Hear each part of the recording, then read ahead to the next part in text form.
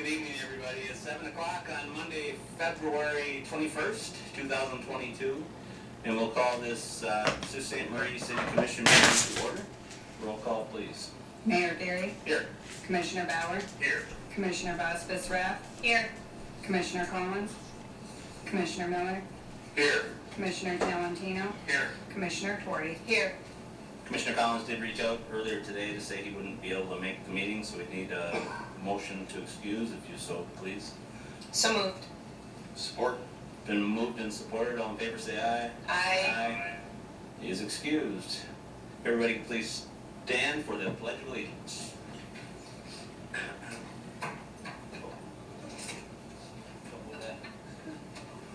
I pledge allegiance to the flag of the United States of America and to the republic for which it stands, one nation, under God, indivisible, with liberty and justice for all.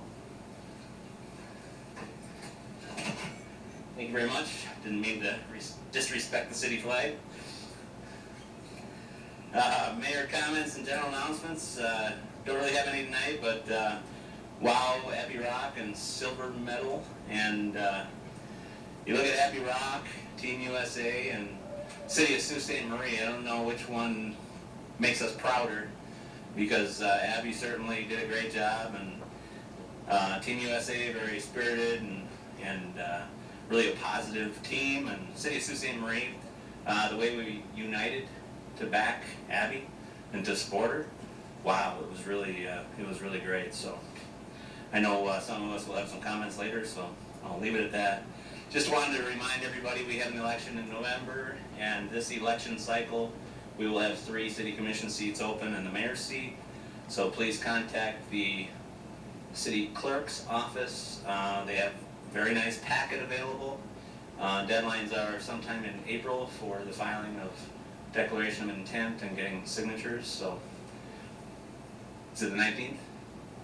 April 19th by 4 o'clock. We really would like to see some people that want to serve their community and participate and give. So certainly if you have any questions, city clerk's office can answer any of the questions about filing, and I'm sure every commissioner would be glad to hear from you and give you kind of they'll tell you what it's like to serve, because it really is a great experience, and I hope to see good turnout for that. We'll move on to see public comment. Is there anybody in the audience that would like to make any comments on any agenda items? I can get an individual no from all 4 of you. So we'll move on to the. Good point. We'll move on into the consent agenda. Deputy City Manager Robin Troyer, soon to be grandmother. Oh, Congratulations. thank you, Grant. Thank you, Mayor Gary. Under the consent agenda, 1, approval of City Commission meeting minutes of February 7th, 2022. Item 2, acceptance of the Downtown Development Authority meeting minutes of November 10th, 2021. Item 3, acceptance of the Economic Development Corporation meeting minutes of January 11th, 2022. Item 4, acceptance of the Local Development Finance Authority meeting minutes of April 28th, 2021. Item 5, acceptance of the Local Development Finance Authority meeting minutes of November 4th, 2021. Item 6, acceptance of the Planning Commission meeting minutes of January 27th, 2022. Item 7, acceptance of the Tax Increment Finance Authority meeting minutes of January 11th, 2022. And item 8 is approval of the consent agenda items as presented. Thank you, Deputy City Manager Troyer. Does anybody have any questions, or would you like any of the items removed for individual consideration? Seeing none, Commissioner Torrey. Move to approve the consent agenda. Support. Been moved and supported. Any questions or comments? Roll call, please. Mayor Gary. Yes. Commissioner Bauer. Yes. Commissioner Bosbis-Raff. Yes. Commissioner Miller. Yes. Commissioner Talentino. Yes. Commissioner Torrey. Yes. Motion passed unanimously. Thank you very much. Item E, special orders of business. We'll move to City Manager Chapman. Thank you, Mr. Mayor. Up first for commission consideration is a request to change the ordinance pertaining to the Community Services Board. Minor revisions to this particular ordinance. Most importantly, the change in the name from Community Services Board to Parks and Recreation Board. Staff and the current CSB board felt renaming the board to reflect what their actual area of scope is would help guide them in terms of what it is they should be discussing, but also as a recruitment for potential new members. A lot of people just don't know what Community Services Board is. And even as an outsider coming up here when I was offered the job, trying to figure out what the CSB board was, just didn't make sense. So changing the name from CSB to Parks and Recreation Board, as well as the meeting frequency will be moved from monthly to every other month, or as set up during the June meeting. So this is the second reading, so we would need a public hearing and to receive comments, and then after we close that, the commission can take it up for consideration. Thank you, City Manager. So we will open the public hearing to receive any comments on the renaming of the Community Services Board. Anybody in the audience that has any comments?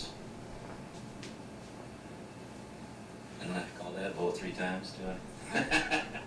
So we'll close the public hearing. City Commission, any, Commissioner Tworty, you're a liaison, I think, to that board. Do you have any comments? Just that I think it's a good move, and I attended the meeting last month, of course, like I always do, and I think it's, the board is headed in a good direction now that their name kind of fits what their passion is, and Tyler's doing a great job. He's got some really great ideas and how to get the board more involved and paying attention to the parks and see what needs to be happening at each of them, because it gets more eyes on the ground rather than all the city employees trying to keep up with everything. So I think he wants to get the board members more involved and trying to look at issues, and so it's a good idea.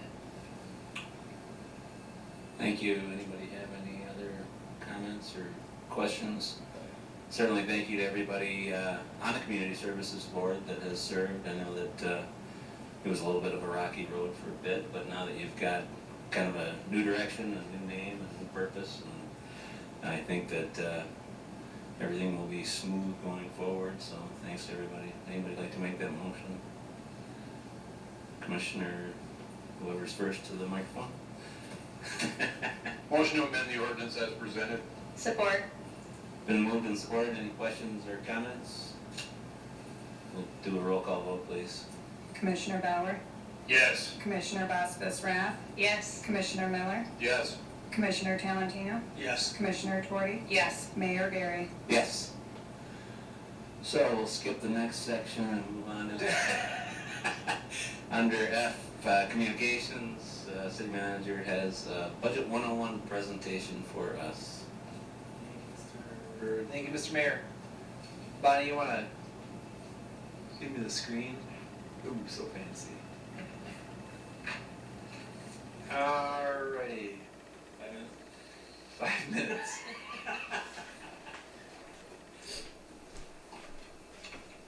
Is it working? Yes, I do.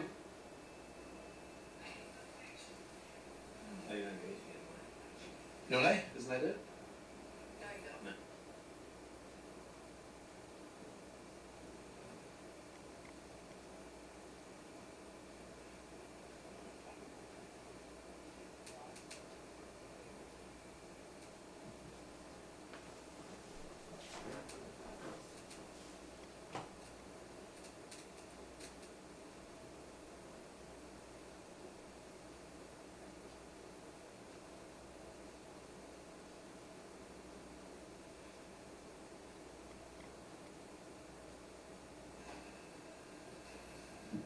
All right, good, Bonnie? We're getting there. So, just while we load it up on the screens, this is an annual presentation I give every year. Thank you. And it's just some basic background on the budget, some of the key elements of it. The majority of you sat through this twice now. I think Commissioner Bauer is the only one that hasn't been through this delightful presentation.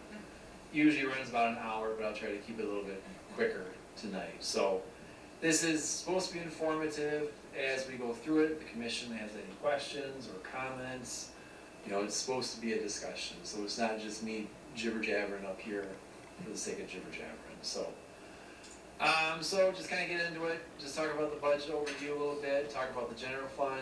I have a few comments here on the enterprise funds. Then we'll kind of get into it. So again, a lot of information. Feel free to stop, question, whatever the case may be. All right, taking a drink from the fire hose tonight. All right, so what is the budget? The city budget is basically a series of numerous funds that we use to fund our operations. Each fund operates like its own business. There's a lot of different types of funds that we use within our operations. We have government fund or the general fund, enterprise funds like the sewer and water fund, fiduciary funds like the pension trust funds, and then we have component funds like the DDA and the EDC. And each one of these kind of have their own regulations and own setup that's kind of stems from state law. Expenses can be made to a fund or multiple funds. The easy example of that is Public Works. Those guys are billed out to multiple funds. Kirk's crews can be on a streets job, can go on a utility job, whatever the case may be. So there's some flexibility there. So it's kind of hard to look at a person and say how much they actually cost us, because they could be split up into a bunch of different funds. And then each fund has a corresponding fund balance. So just kind of give you a high level of what the budget or what the funds look like. We have our typical governmental funds. They include general funds, special revenue funds, debt service, capital project, permanent funds, and then we have proprietary funds or enterprise funds, internal service funds, and then fiduciary funds like pension trust funds and agency funds.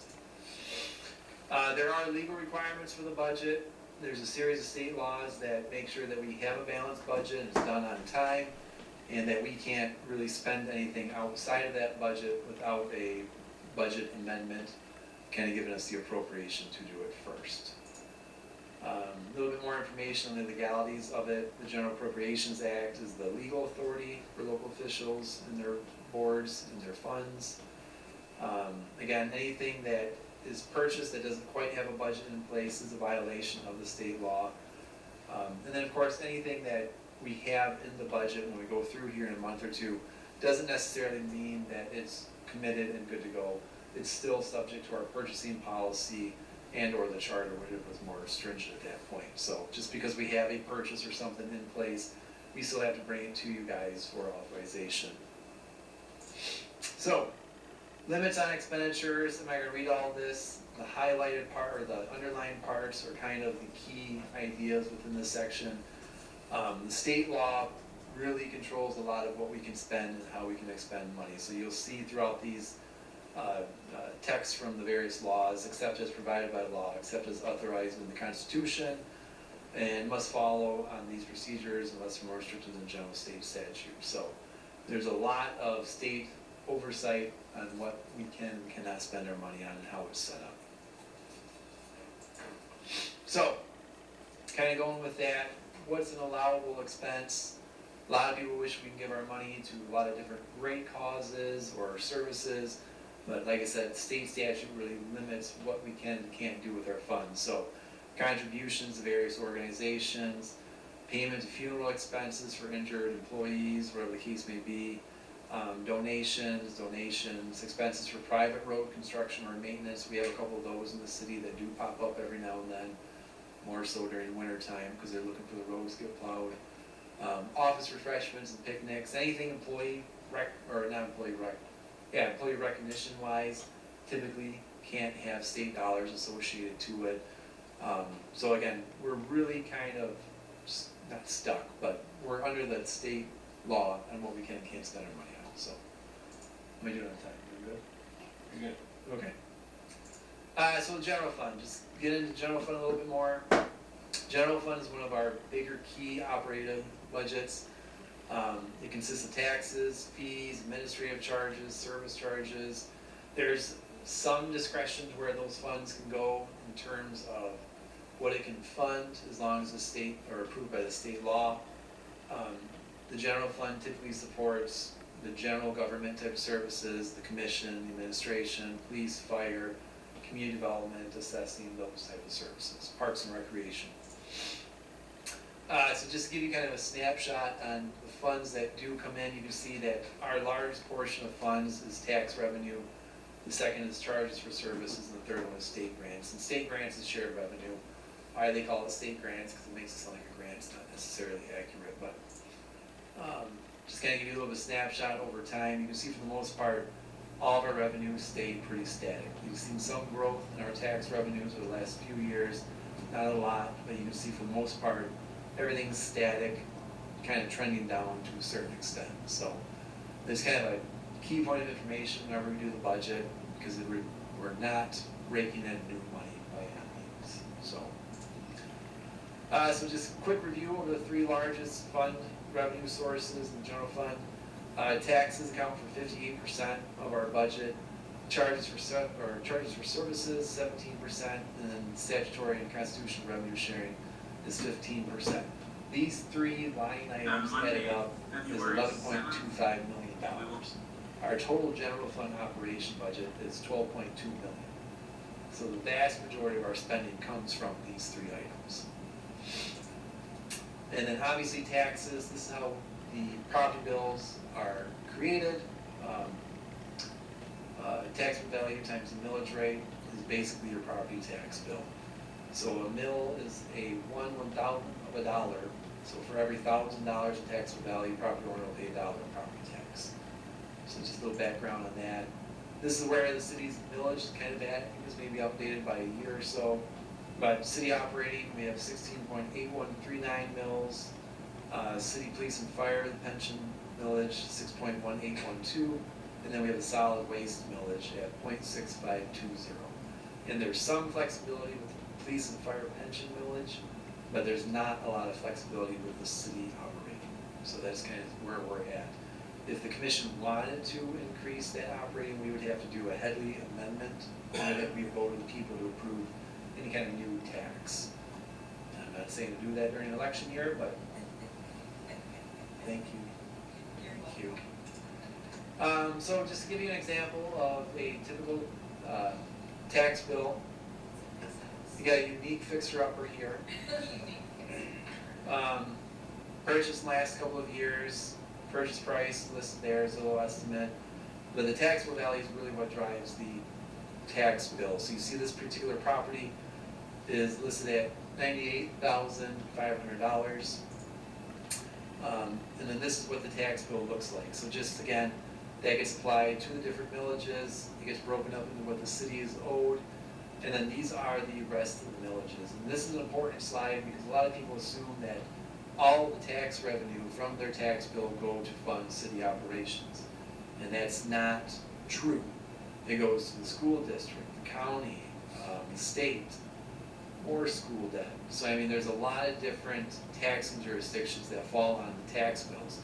So the total tax bill for this unique fixer-upper is $4,283, of which only $2,300 actually go to fund city services. And when you break that out per day, it's $6.38 per day. Not a bad rate. And when you consider what all you get from that tax, you're getting police, you're getting fire, you're getting all the parks and rec, you know, all the different, a lot of different amenities that we provide for that little bit of dollar amount. So $6.38, you know, just to kind of show you, so this property again, taxable value $98,500. This is a breakdown of what the taxable values are throughout the state. So that $98,000 is a little bit on the higher end here. So you can see a lot of the properties in the city are kind of on the lower end here. We don't have that massive new influx of new construction or anything like that. So a lot of the tax bills are being derived on these lower value properties throughout the city. Just showing you the total taxable value over the years. Again, kind of staying stagnant, took a drop down here for a few years, and it's kind of just leveling off there. So, some of the challenges that come with our taxing system, you know, we're out of the recession for the most part. We may get into something else here, but we're out of the recession that affected local governments and their property taxes, late 2000s, somewhere in the teens there.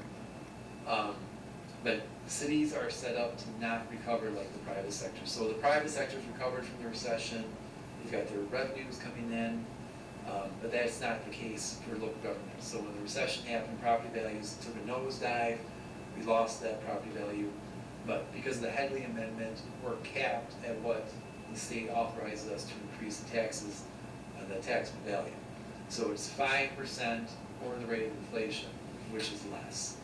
And up until this year, rate of inflation's been really low. I mean, 1%, 2% for the most part. So we haven't seen a lot of growth within our taxable value. Just some further things that kind of hamstring our tax situation. We've got the dark stores that constantly go on.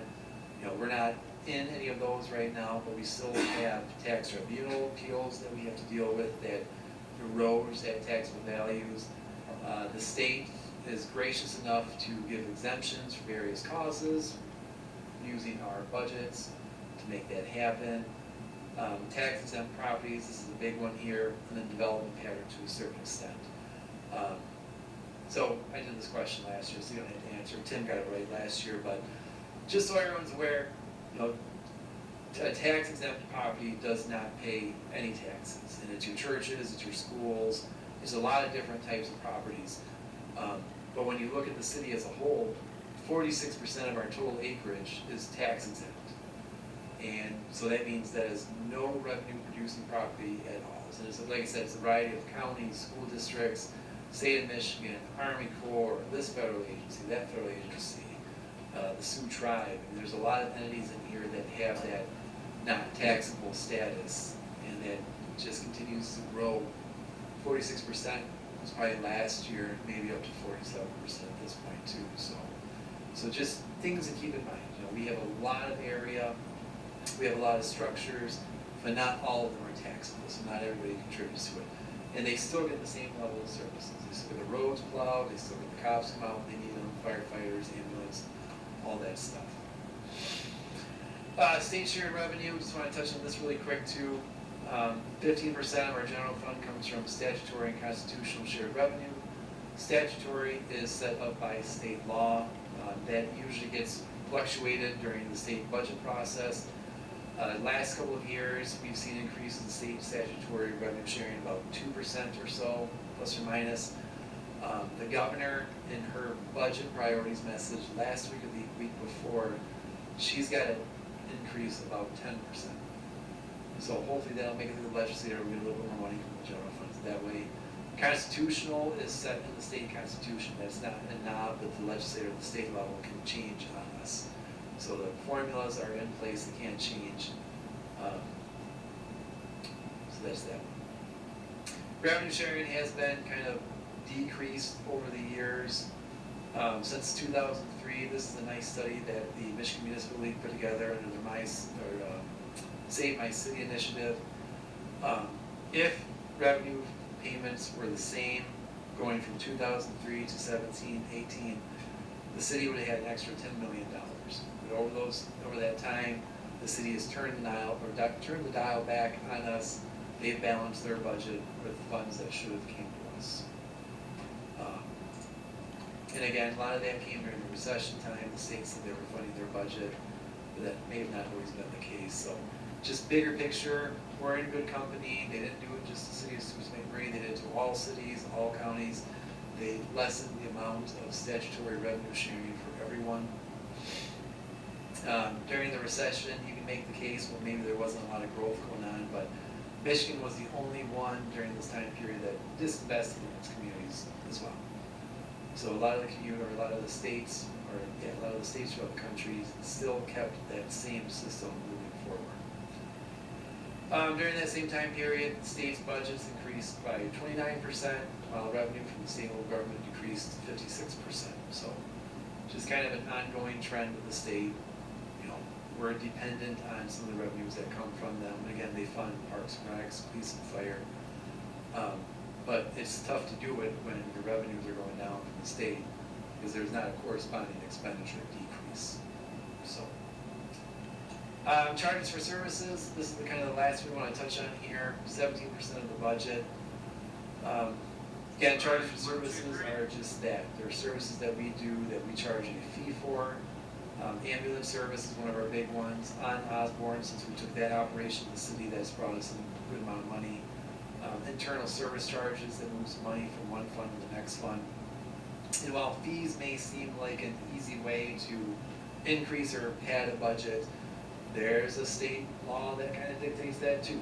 And it's case precedent more than anything else, but Bolte, the city of Lansing, kind of came out and said that municipalities can't just increase fees or create fees just to balance the budget. There has to be a regulatory purpose for it. It has to be consistent with the services being offered, and it has to be voluntary. So the big thing that came out from this one was downstate. I'm not sure if this had it or not, but downstate, there was a lot of municipalities that were looking to fund their stormwater operations. And what they were doing was they were assessing a per parcel tax. Maybe it was based on impervious service, maybe it wasn't at the time, but they had that utility set up. After this case came out, all of those stormwater utilities had to dissolve because it was considered an unjustified tax or unimproved tax. So all that funding had to go away. And there's always a risk. You can always put a fee in there and see if it'll roll, but there are law firms downstate that sit there and watch this type of stuff, and they make a lot of money suing municipalities if they're violating this. And Kirk nodded his head there, he's heard of it too, so.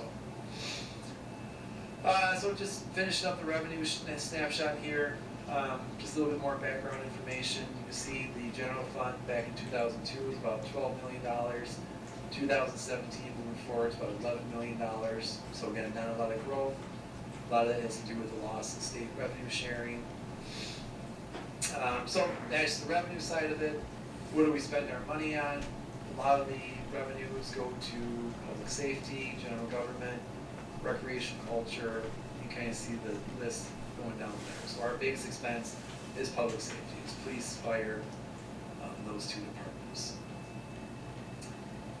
Trend-wise, you just kind of see that for the most part things have been consistent, a little bit of dips and dives over time. Public safety remains our biggest expense. So that's the general fund, the abridged version of it. Any questions or anything? No? Of course not, because you guys seen it all. I'm not done yet, Bonnie. Sorry, don't get too comfortable. Easy round. So just real quick, I've only got a couple slides on enterprise funds. Enterprise funds are the other big source of revenue and expenses for the city. We have two major enterprise funds, the sewer and water ones. All the money revenue, or all the revenue produced off those fees have to stay within that system. So, there are sections of the neighborhoods that feel that their tax dollars should pay for sanitary sewer systems. That's not necessarily how that works. So anything raised with sanitary has to stay with sanitary, anything raised with water has to stay with water. So, yeah, that's everything with everybody's fun. So that's the quick abridged version. Any question, comments?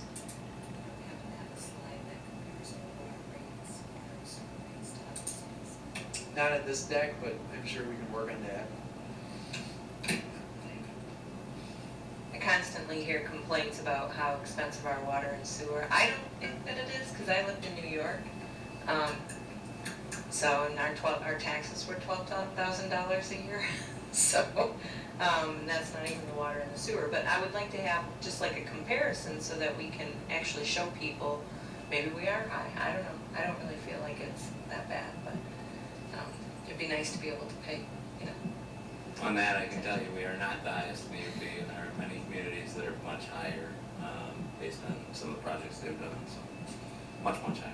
Yeah, I would say We're not at the bottom, yeah. No, but we've had a lot of required, CSO projects and other things that have an impact on rates, certainly, so. and we have incrementally increased our rates over time, where, like, I know there's another city specifically in the UP where they didn't, and then all of a sudden they jumped, like, what was it, 200% or something like that, Yeah. so their rates went up really, really high. Yeah, and that's why, from our perspective, I'm saying ours, because Director Tooze and I have talked about this, it's smart to do incremental increases over time to be able to fund these things. I mean, it would be nice to hold the rate to a certain extent, but if we don't increase them at a certain level every year, you're gonna get socked with a 20% or 200%, 50%, whatever the case may be. So it's a better approach to incrementally increase it versus the sticker shock of your bills are going up 50%. I'd like to see too that as some of these grow ops come online, like the marijuana grow ops that are coming here in city limits, how that might affect the water rates. I know they use a lot of electricity, but they also they either have to do it hydroponically, which is a lot of water, or you still have to water all the plants. So I'm gonna be curious to be able to watch that. And we track that stuff, we do. I think during the budget presentation, we include a graph that shows you the historical water usage. And I know the work with Kirk and the water fund, with the new meters, that number will be a lot more accurate. And just changing that system and making some improvements within the utility billing, we've already decreased some of our water loss numbers by maybe 10-15%, something like that. Oh, 2%? No, sorry. It's giving you too much credit. 10 sounds better. That's mayor math right there, yeah. All right, well, thank you, that's all. I think Commissioner Miller had some questions. Actually, I think you touched on it. I was gonna say, the last time I saw a chart about water and sewer rates, we were right in the middle, I think. Not at the bottom, not at the top. We were Yeah. just grouping in. And doing it incrementally, like you talked about, really saved a lot of, after 4 or 5 years, you don't get a big sticker shock. So I think we do it the right way. I think so. Anybody else have any? Just one comment, and that is the graphic earlier with where we were as far as the budget in 2002 versus 2017, where in 2002 was about a little north of 12 million, and then in 2017 it was down to 11.8. But also remember that due to inflation, the buying power was actually 36% less in 2017 than it was in 2002. So, I mean, that number, there's actually quite a disparity in what would seem to be a small amount of revenue lost. It was actually a lot worse than that. Yeah. Well, I hate to say it, but that was a great presentation. I think clarified a lot of things for people. I think one of the things that surprised me the most when I became a commissioner was the really lack of control or flexibility that you do have as a community to make any changes. And I love the state of Michigan, don't get me wrong, but the state of Michigan is the worst state in the country when it comes to control of and funding communities. They have a backward and dysfunctional funding system. They don't allow us to do any type of changes, as Brian mentioned, to any of the funding sources that are sometimes critical to make sure that we have operations going forward.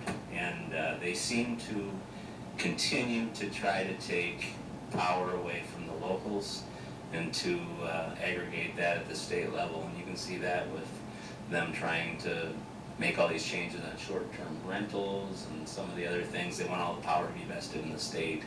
And that's not really where it belongs. If you talk to Michigan Municipal League or even the Township Association, and there are over 5,000 units of government in this state. I mean, we have a huge difference. So it's really sad, but we have limited ability to really do much more inside the city. So I think that City of Sault Ste. Marie's done an excellent job at managing through the budget and through the thinner times, and certainly we have better times ahead. And as you can see from the slide, it looked like our if the budget comes through, I think revenue sharing will grow. That's been a promise that we've received from both the Republican and Democratic legislators or people in Congress and the governor. So I think the revenue sharing will grow a bit, and with inflation rate of 7-8% this year, certainly property values will go up at the lesser amount, which is 5%,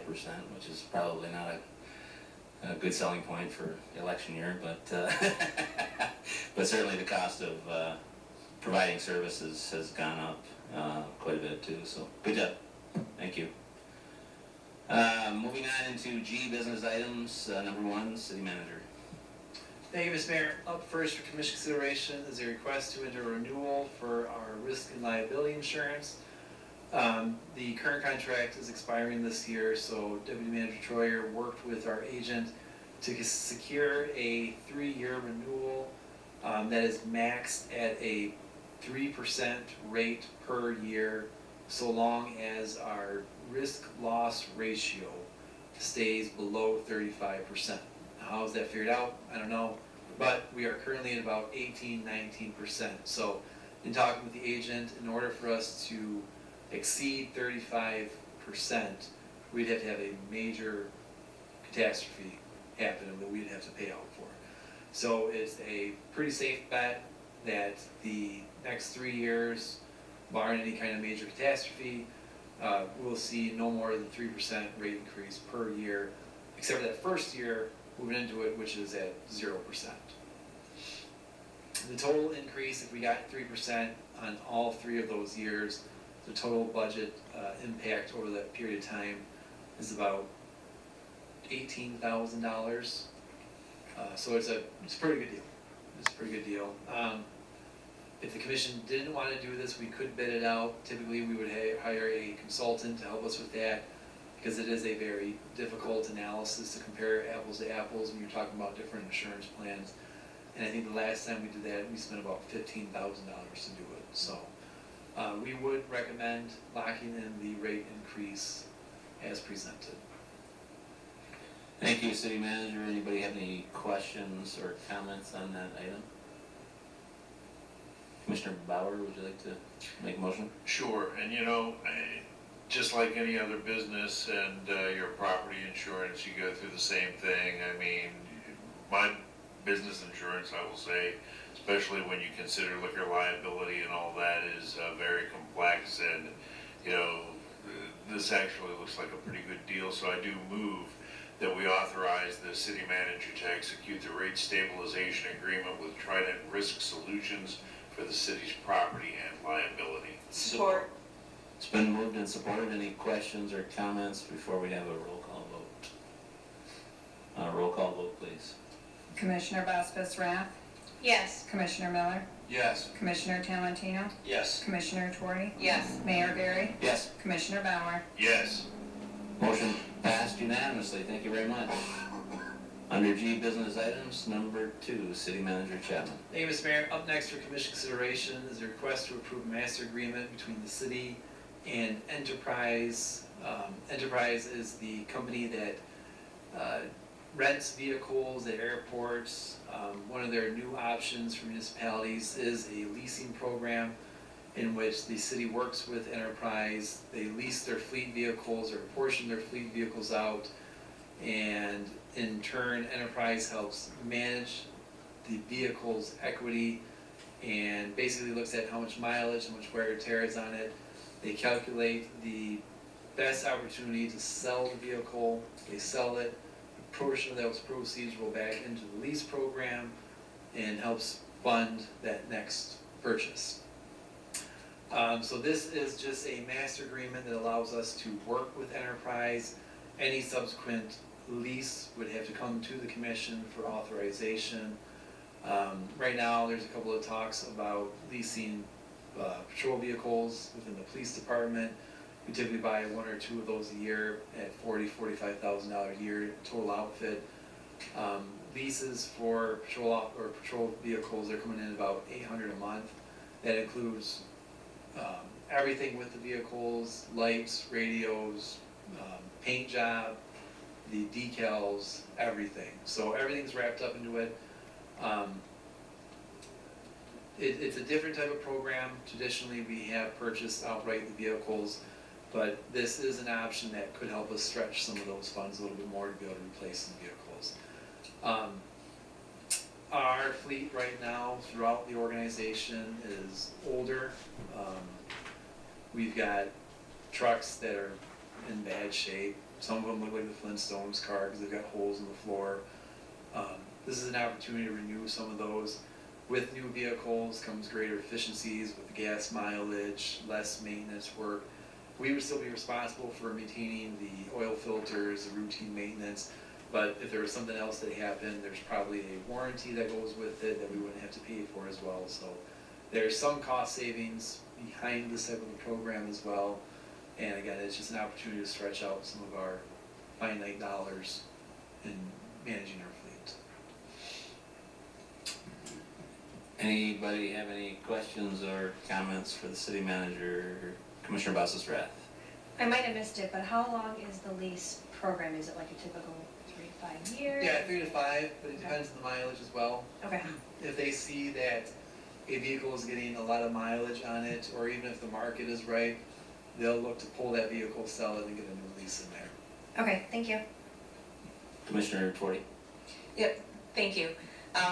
I think it was the patrol cars that I was most concerned with. Like when I was reading through this, I thought to myself, well, this is really gonna help the police officers, because I know that patrol cars are really expensive, especially when you go to outfit them and then put the decals and everything else in there. And so if it is gonna save our patrol fleet, and they can ride around in more decent cars, then I am in favor of this. I understand that some of the DPW trucks are, I kind of like the ones that look like they're really lived in.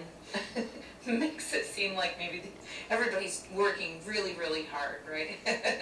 But I really appreciate the fact that the patrol cars will be maintained at a higher level. Anybody else have any questions or comments? Commissioner Talentino. Thank you, Mayor.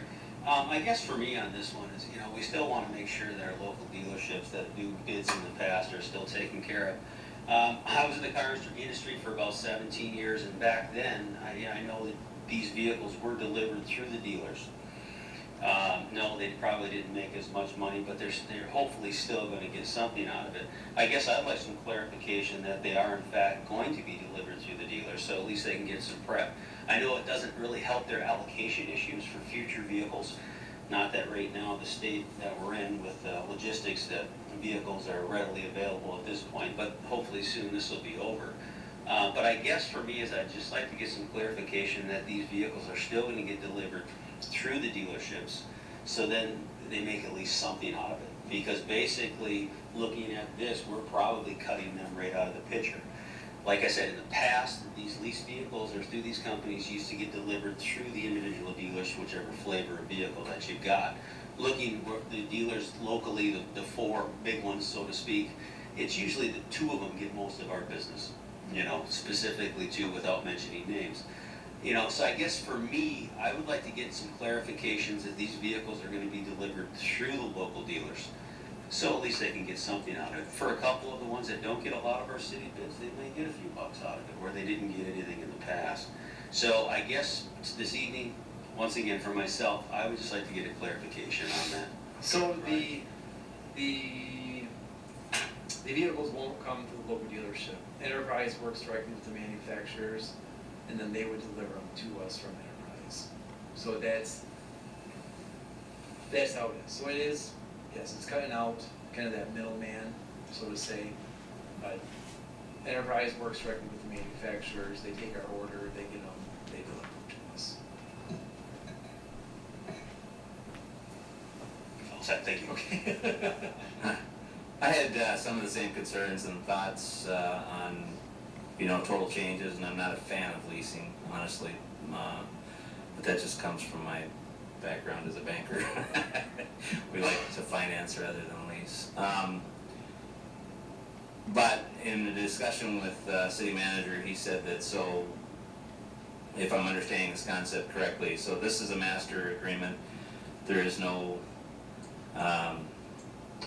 promise for us to buy any or lease any through them, and this gives us the opportunity to look at leases, and as needs come forward, then you will do an analysis of leasing versus purchasing and bring those to us, and we will have the final decision. Correct. Whether to go lease or purchase. So, and frankly, with our purchasing policy, we wouldn't know if a local dealer would get a bid anyway, so that might go to a Detroit dealer like some of the past ones have. So there would be minimal impact on the community, because it's the, you know, we are fiduciaries of taxpayer money, so we have to get the best deal possible for them, as much as we would like to say every deal would go to a Sault Ste. Marie dealer, but it can't and it won't, so. So every single transaction that we have going forward, then there will be an analysis and you'll bring it forward. Because It will be a city commission decision. each lease will have its own associated contract, and each contract, just like anything else, will need commission authorization. So with that, I would be in support of it, so. Anybody like to make a motion to Commissioner Boss's draft? Sure, motion to approve the master agreement as presented. Is there support? Support. Been moved and supported. Any questions or comments? Just, Commissioner Miller, sorry. I think, I don't have enough information, what's been presented here, whatever, and of course, Commissioner Talentino brought that up, and then you talked about leasing. Had I had the chance, I think I would have wanted a little bit more time before I voted on this, so I think I'll have to be a no vote on this at this time. I'd rather have some more time to think about it. It looks good on paper, but that doesn't answer all my questions right there, those two paragraphs. Any other questions that you have for the city manager that might help clarify? Not at this Okay. time, that's why Okay. Commissioner Twitty? yeah, all I was gonna say is I like the option for us to be able to look at this as a case-by-case item, you know, because the more expensive vehicles, like the police cruisers, maybe it is gonna make sense to go through lease. But the ones at DPW or some of the other departments, because I know DPW does a really good job at maintaining their cars, so maybe we can get more life out of a purchase vehicle and then try to go through a local dealership. But looking at it as a case-by-case, I like that option for us. Commissioner Talentino? Yeah, you know, and that wasn't in here as far as knowing that information until we got here tonight. So as long as it doesn't, you know, put us in this rabbit hole that we've got to run every single vehicle through that company, you know, if that was the case, I would be a hard no by all means. But knowing that this does in fact give us some flexibility of sort, I'm okay with that. All right. Good comments all the way around. Anybody else have any question or comments? Commissioner Boss's draft. Yeah, I just appreciate you clarifying that that gives us an option, you know, we're not locked in like Commissioner Talentino said, so I'm in for it, for more options. All right, good comments. Roll call, please. Commissioner Miller, No. Commissioner Talentino, Yes. Commissioner Twordy, Yes. Mayor Gary, Yes. Commissioner Bauer, Yes. Commissioner Vasquez Rath. Yes. Motion passed. Thank you very much. Moving on to H, city manager announcements and updates. Less than 5 minutes. Just a quick point, I believe it's this week during the planning commission meeting, there will be the opportunity for the public to present CIP items. I'm just pulling up the date real quick because I forgot it off the top of my head. Just loading.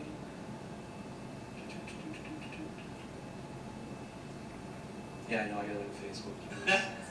Yeah, Thursday, February 24th, so what is this week? Thursday, February 24th at 5:30 is the public call for CIP projects. So during that meeting, if there's anybody that has any projects, we would take them in. We would probably work on those projects in terms of putting together an analysis, the cost figures, potential plan, and then incorporate them in a subsequent CIP commission, so chooses to. So just as an FYI, other than that, I don't have anything else. And that was Thursday at what time? 5:30. 5:30. Okay. City Commission chambers? Yep. Perfect. Anybody have any questions for city manager? All right, moving on into item I, which is matters presented by the public. Is there anybody in the audience that would like to address the commission?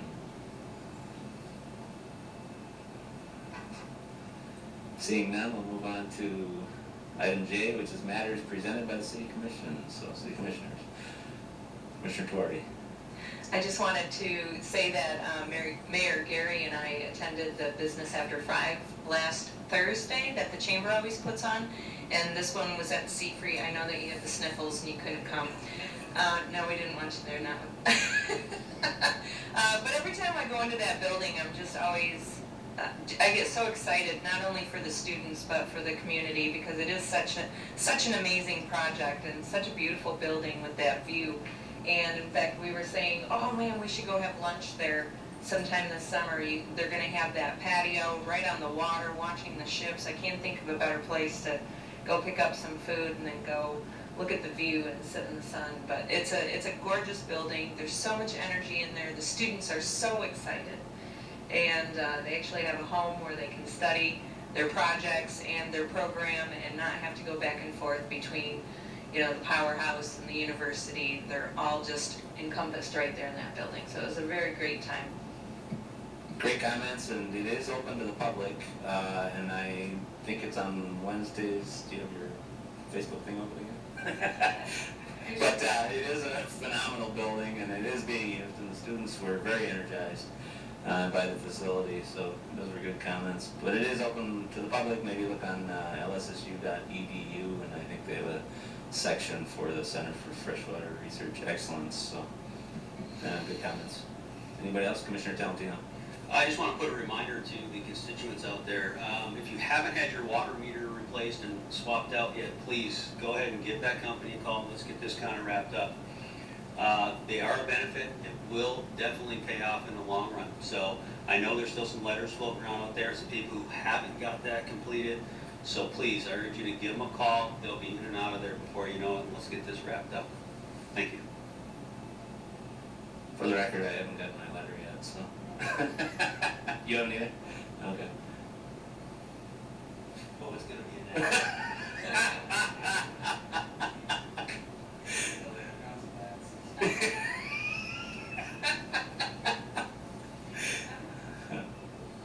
Yeah. She won't be able to get to the meter. There's no reason not to take your water. Any other, did you want to make any comments? Okay, on Abby? Is she gonna be in town next week? No? No, she's not. No, she's not. But congratulations to Abby Rock and team for winning the silver medal. Hope everybody stayed up and watched that game. It was actually really exciting, especially the third period. But yeah, the community support has been absolutely amazing. The windows of the businesses downtown, the homes and stuff, all the kids at the schools getting into it. It's something to be positive during COVID that, you know, brings some excitement and positivity to the community. So it's great to see everybody can get behind Team USA and Abby Rock. And hopefully, you know, this summer she stops on in. And not to divulge anything, but the Commissioner, Bosbus Rath, did reach out to the family, hoping that we could have a welcome home parade, but she's not coming home, she's still playing hockey, so be patient. Commissioner Torrey. We have also a gold medal Olympian in the UP here. Is it Nick Baumgartner? He was born in Iron River, and at 40 years old, won the gold medal over in China for snowboarding. I had heard about him a couple of years ago, so the fact that we had two Olympians from the UP representing our country, and they walked away with a gold and a silver medal, that's pretty amazing. I mean, go UP, right? Where were they gonna come from, Texas? Well, I mean, just because you snowboard doesn't mean you snowboard in Texas. You go all over the world to snowboard. But it's very cool that we had two Olympians from the UP. There's only 300,000 people here, and to have two represented, that's pretty neat. Kind of an interesting fact that I saw on the news also was that every one of Team Canada except for one played in the United States at colleges, and 4 of the Canadian Olympians were Abby's teammates at University of Wisconsin, so kind of a mixed hybrid sport there. So, so there's a lot of U.S. representation there as far as backgrounds. Very cool. Anybody else have any comments? Commissioner Torrey, you want to make the...